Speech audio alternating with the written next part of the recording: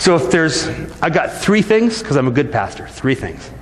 3 things I want you to remember. You can write them down in the margin of your Bible, so every time you read this passage, you remember, that's what this is all about, right? That's it. Okay? So here it is. 3 things I want you to remember.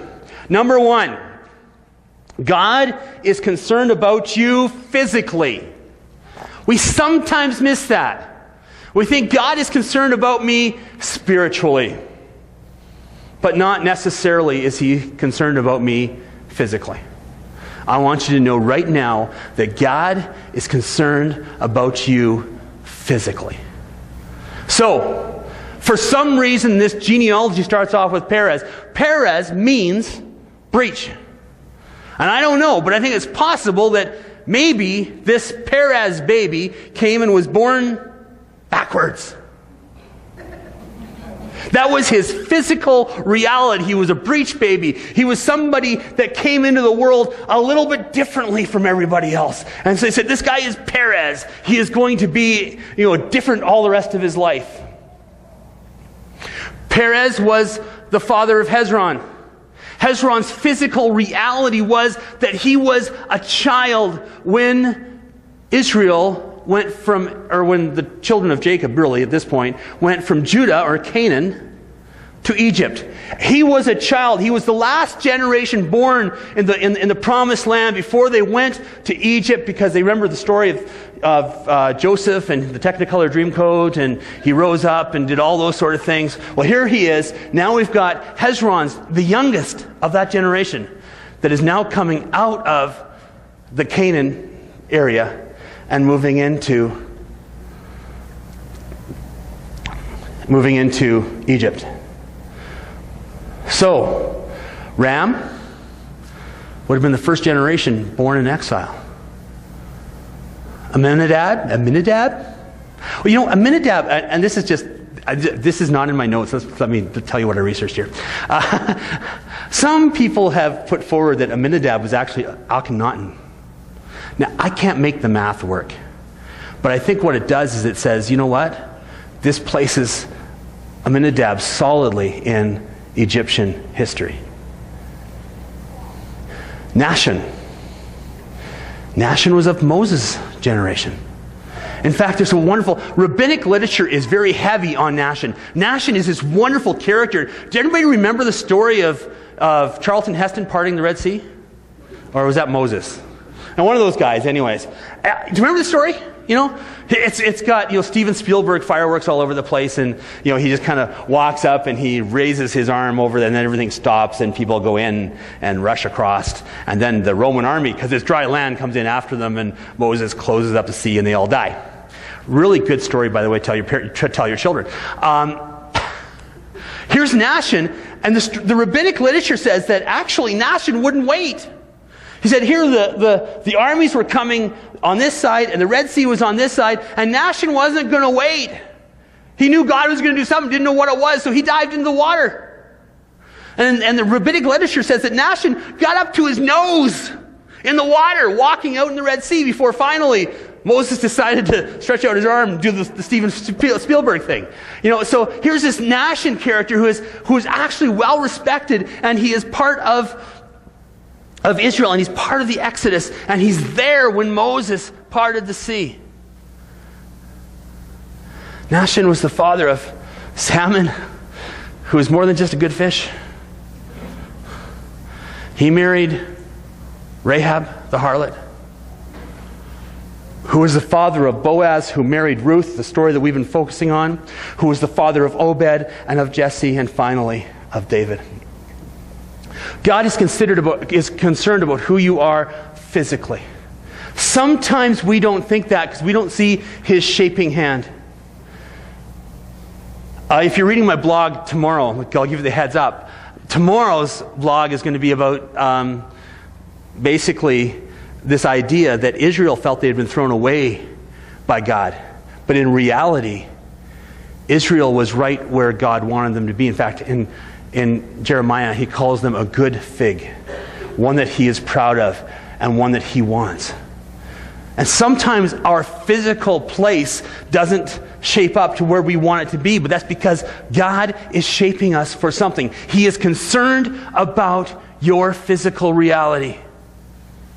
A wonderful story comes out of Peru in the late 80s, early 90s. The Shining Path was the name for the Communist Party down there. Still is, as far as I know. But they had a more violent, and I think they've always been fairly violent, but they had a more violent period in their history. And they had this place up in the Andean mountains where actually the police left it to them to run. And so what would happen is if you were living up there, if you had a business up there, is that one day you would receive members of the Shining Path to come into your business or into your home and ask for donations. Now, only one little twig about donations is that, as they would come in for donations, they bring machine guns with them. Yeah, we like donations. And you gave them donations not because you really wanted to support them, but because you're afraid of what they were going to do with the machine guns if you didn't. And there's one Christian organization that was working in this time, and they didn't really want to support the Shining Path. They didn't really want to support them. At the same time, they knew that it was inevitable they were going to show up someday. They had lots of stuff the Shining Path would want. And so they're saying, what are we going to do when they walk in our door? So they decided they were going to write a letter. And so they wrote this letter, and then they kind of folded up and kept it, kind of up front. And then when the Shining Path would come in, they would give the Shining Path the letter. And so what happened was the Shining Path came in, and this community gave the Shining Path the letter, and they opened it up. And what the letter said was, we don't agree with what you're doing, but we're not going to stop you from taking whatever you want. So come in and take whatever it is you want. We're not going to donate it to you, but we're not going to put up any resistance. It is yours. And so the Shining Path inevitably came in. They received the letter. And from this community, and they read it, and they folded the letter back up and put it in their pocket and said, we'll be back. Now, usually when the Shining Path comes back, they leave nothing alive in the path. But the Shining Path didn't come back. Cute story? Yeah. But I want you to know this morning that God is interested about where you are physically. He is interested in the eating, breathing, sleeping, drinking coffee, going to church, you. He is concerned about your physical life. And if your physical life isn't quite going the way, I won't ask you how many have got the life that they always dreamed of right now. I won't do that. If your life isn't going quite according to plan, God is still interested physically in you and in what is happening in your life. Second thing is that God is interested in you. Well, He's interested in your spiritual brokenness. He is concerned about your spiritual brokenness. So yes, He's interested in the physical you, but He's also interested in the broken you.